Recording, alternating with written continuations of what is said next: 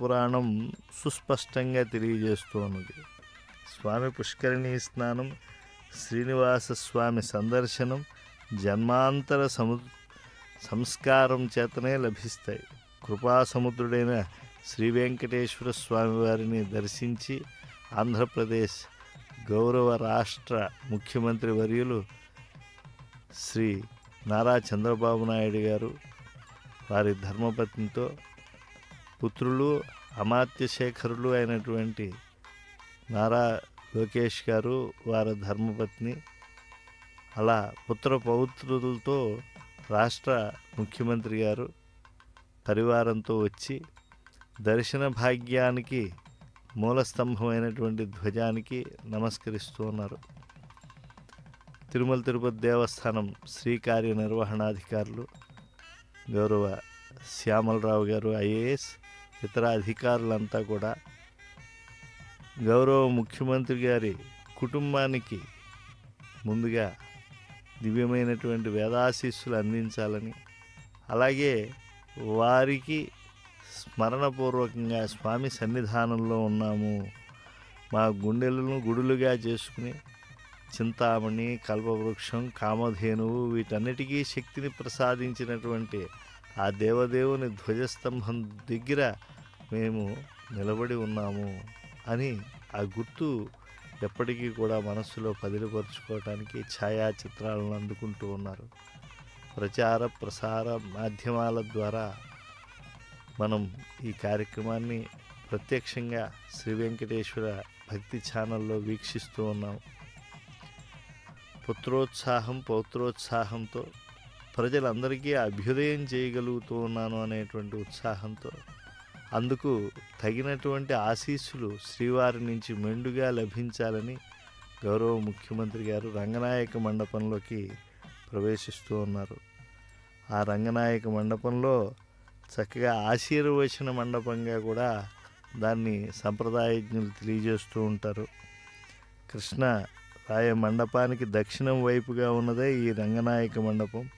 శ్రీరంగంలోని శ్రీరంగనాథుని ఉత్సవమూర్తులు కొంతకాలం పాటు ఇక్కడ ఉన్నాయి అని చారిత్రకులు చెప్తారు. అప్పుడు భద్రపరిచారు ఈ మండపంలో.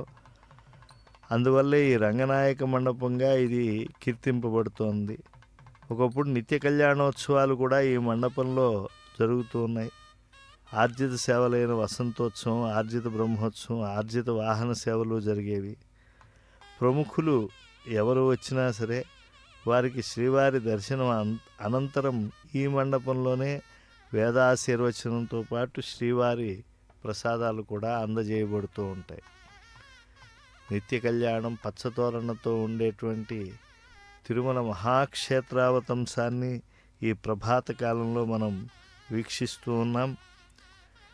సమస్త దేవతలకు ఆధారభూతుడైనటువంటి శ్రీ వెంకటేశ్వర స్వామివారి సందర్శనం చేసినటువంటి ముఖ్య మంత్రివర్యులు పుత్రపౌత్రాది సుఖ సౌఖ్యాదులన్నీ కూడా నిరంతరం పొందాలి అని చెప్పి, శ్రీనివాస అనుగ్రహం దానికి మూలము అని చెప్పి భావించి వేదాశీర్వచనానికి సన్నద్ధులై ఉన్నారు. సర్వయజ్ఞ తపోదాన తీర్థస్నానేతు యత్ఫలం తత్ఫలం కోటిగుణితం శ్రీనివాసస్య సేవయా. ఈ వెంకటాచలంలో ఆ దివ్యమైనటువంటి శ్రీనివాస స్వామి సందర్శనం, ఆశీర్వచన మంత్రబలం ఇవన్నీ కూడా అద్భుతమైనటువంటి పరిపూర్ణతను జీవితంలో ప్రసాదిస్తాయి.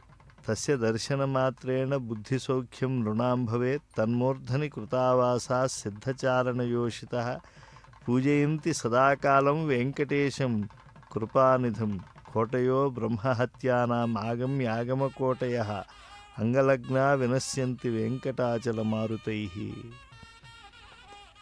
ధర్మపత్ని సమేతంగా వెంకటేశ్వర స్వామి వారి ఆశీర్వచనాన్ని అందుకుంటూ ఉన్నారు.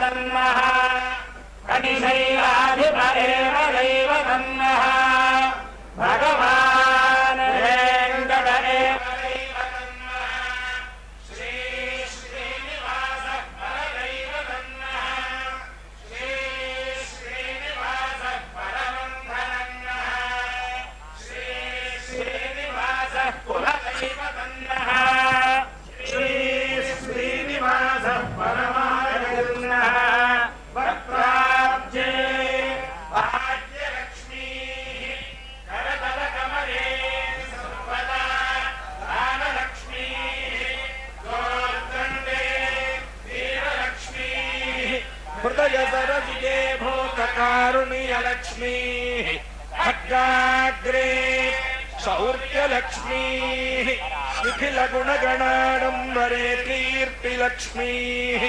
सर्वाङ्गे सौम्यलक्ष्मीः भजतु विजयताम् सर्वसाम्राज्यलक्ष्मीः स्वमायुष्यमारोग्यमावीधात् शोभामानं कृते धान्यं धनं वशुं बहुपुत्रलाभं शतसंवत्सरं दीर्घमायुः ताय कल्याणनिधये निधयेऽर्थिनाम् श्रीवेङ्कटनिवासाय श्रीनिवासाय मङ्गलम् वेङ्कटेश्वर प्रसाद सिद्धिरस्तु।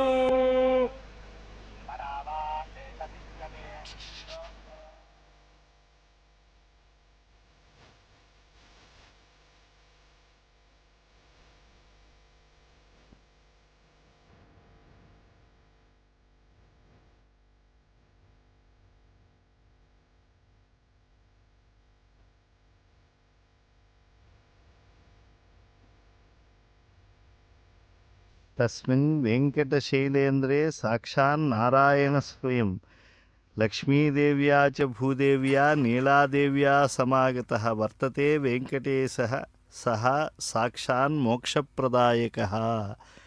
ఇంతవరకు కూడా వేదాశీర్వచనంలో చెప్పబడినటువంటి అంశం శ్రీనివాసస్వామి లక్ష్మీదేవి అంటే స్త్రీశక్తిగా భూశక్తిగా నీలాశక్తిగా సమాహృతమై ఉన్నది. వాళ్ళ అనుగ్రహం సంపూర్ణంగా లభించి అద్భుతమైనటువంటి విజయాలు వారి ద్వారా లోకక్షేమం కూడా చేకూరాలి అని చెప్పి మంచి ఆశీర్వచనం అందించారు. వేద విధులంతా కూడా అక్షతారోపణం చేస్తున్నారు.